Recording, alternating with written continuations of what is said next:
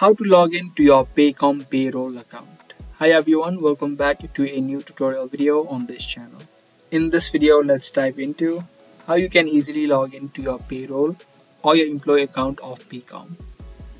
Paycom is a company dealing with employee payrolls and human resource technology. To log into your account, you'll need to first of all open up your web browser and search for paycom.com. Once you do, it's going to take you to the official website of Paycom, which will look something like this. Now to log into your account, you'll see this login button on the top right hand side of the screen.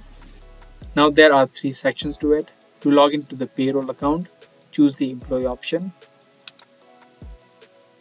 And then you'll need to fill in these details. Firstly, type in the username. And then in the second box, type in the password. If you don't remember either your username or your password, you can click on this option which says forgot username for the username access and for the password if you have forgotten the password. And from there you can follow the steps to easily recover either your username or your password.